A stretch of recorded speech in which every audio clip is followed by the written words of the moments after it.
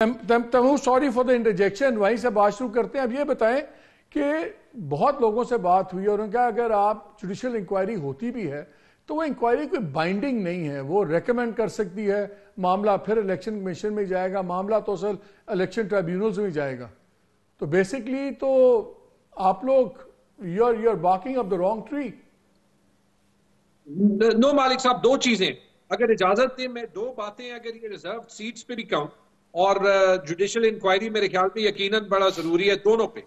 देखिए, reserve seats पे अगर हम अभी ईसीपी की जजमेंट देखते हैं ना, तो पहला सवाल ये उठता है कि 2019 में खैबर पख्तूनख्वा असेंबली में जब फाटा मर्जर के बाद फाटा के इलेक्शंस हुए तो एग्जैक्टली इस सिचुएशन में 3 इंडिपेंडेंट एमपीएस ने बलोचिस्तान अवामी पार्टी, जिसको आप बाप पार्टी कहते हैं, वो ज्वाइन की और उनको उसी बेसिस पे रिजर्व सीट्स मिले। बाप पार्टी की कोई लिस्ट नहीं थी। बाप पार्टी इलेक्शन में ऑब्वियसली बलोचिस्तान अवामी पार्टी थी, वो क्यों केपी में पार्टिसिपेट करेगा?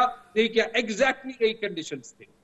क्यों आज की जजमेंट उससे डिविएट करती है और क्यों इसका शोर नहीं होता? ये हालांकि सोशल मीडिया पे रीमा उमर और लोगों ने उठाया, हमारे तो ये सामने हुआ है, पहली चीज। और दूसरी चीज ये कि मेरे ख्याल में ये मुईज जाफरी ने पॉइंट उठाया था या पता नहीं किसने उठाया था, एक हाइपोथेटिकल सिचुएशन ले ले, पूरी असेंबली जो है वो इंडिपेंडेंस की इलेक्ट हो जाती है, एक बीच में पीएमएलएन का आ जाता है, ठीक है, 266 में 265 इंडिपेंडेंट पीएमएलएन का आ जाएगा। अब उसको 100% सीटें मिलेंगी।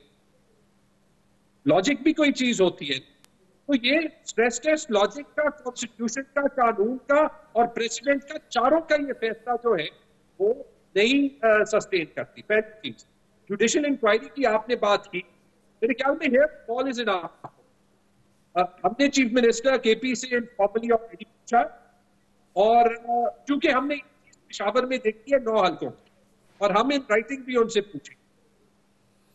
जैसे हमने कहा कि स्पीकर सूबाई असेंबली के पास इख्तियार है, अगर ये स्पीकर वाला कार्ड प्ले किया जाएगा कि वो अपना वर्डिक्ट दे, ये आपका बड़ा अच्छा पॉइंट था। मेरे ख्याल में सबसे पहले तो हमारा टेस्ट ही है कि हम केपी में हाई कोर्ट से जो है वो केपी के इलेक्शंस की जुडिशियल इंक्वायरी करें। काम तो वही हुआ है ना, हम अपनी सीटें खोल दें। पेशावर की 9 सीटों पे जो एविडेंस आपको नजर आएगा खौफनाक है वो आ जाएगा। आई थिंक सुप्रीम कोर्ट पे भी मॉरल प्रेशर होगा। मैंने उमर अयूब साहब को भी कहा, ये इमरान खान साहब को भी कहा था, और बिल्कुल सुप्रीम कोर्ट को ये खुद ऑर्डर करनी चाहिए।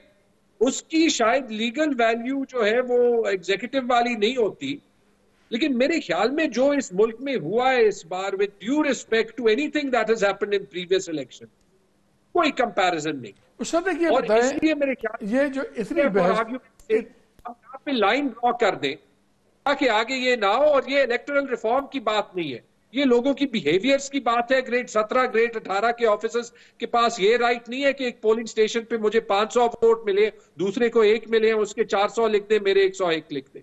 नो वे।